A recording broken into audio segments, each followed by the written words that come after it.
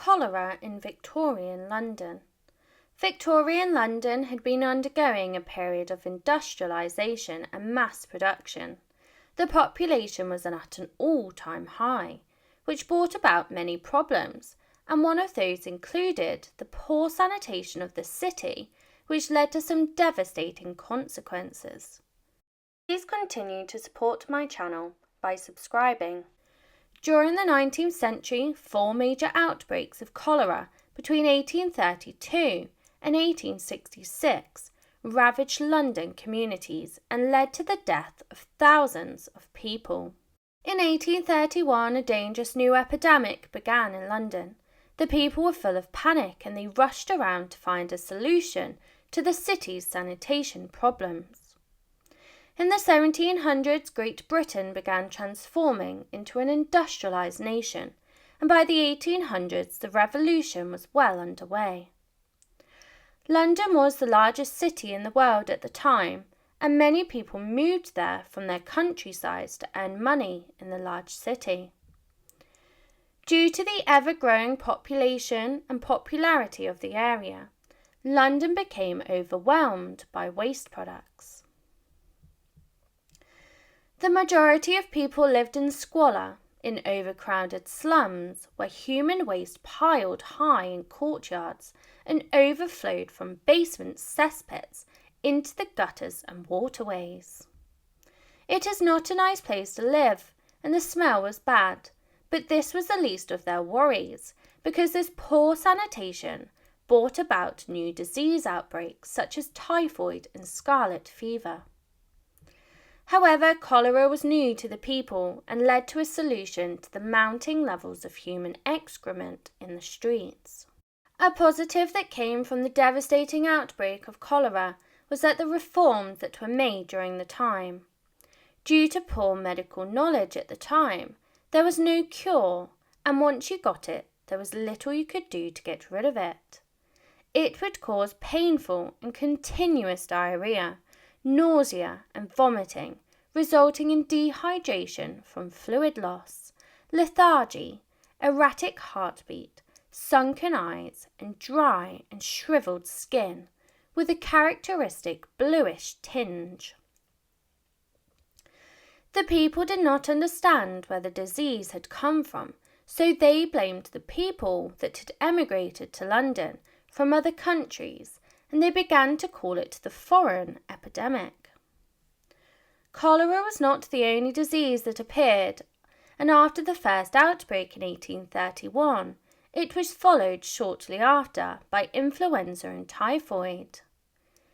The government became concerned, and this prompted an investigation into the sanitisation of London. They approached the lawyer and leading social reformer Edwin Chadwick to carry out an inquiry into sanitation. He publicised a report on the sanitary conditions of the labouring population. He reported that there was a direct link between poor living conditions, disease and life expectancy. It was this investigation that inspired the Public Health Act of 1848, as well as the emergence of General Board of Health, of which Chadwick was the first director.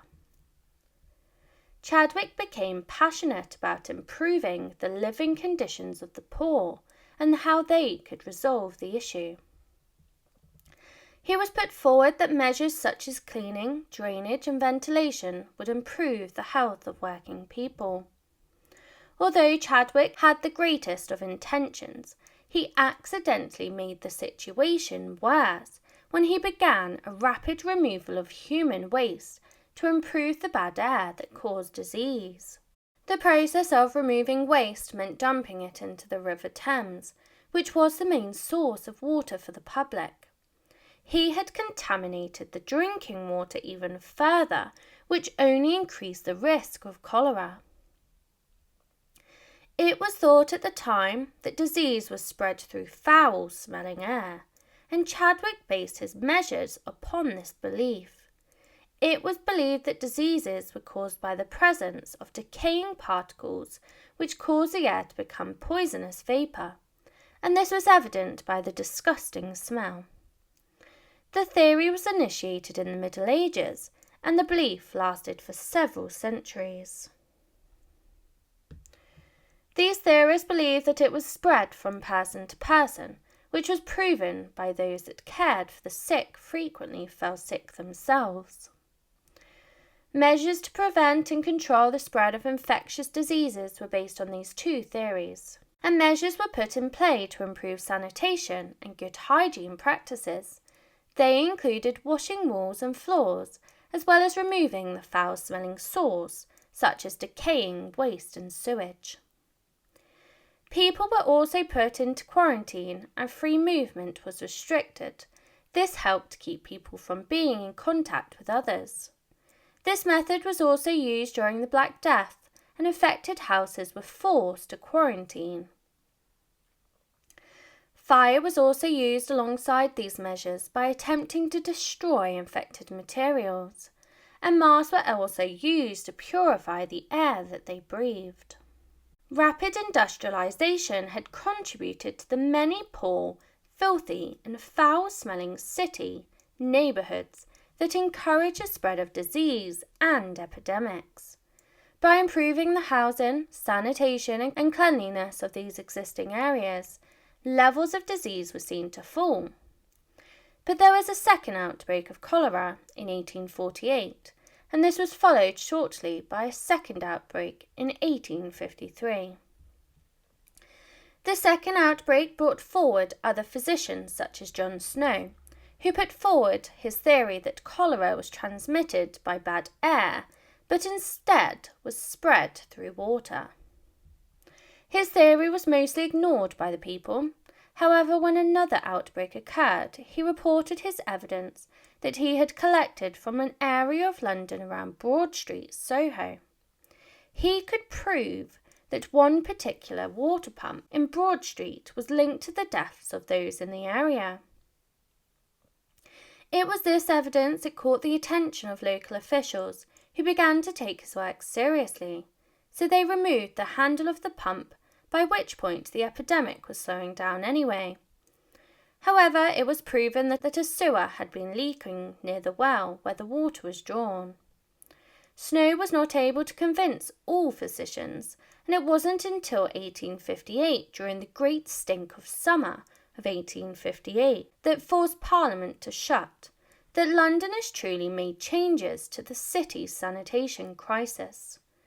The Thames was the main sewage system, which would have only made the situation worse. Government responded by sanctioning a whole new sewer system for London.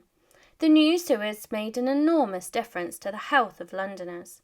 This system is still being used today, and the River Thames was changed forever after these improvements.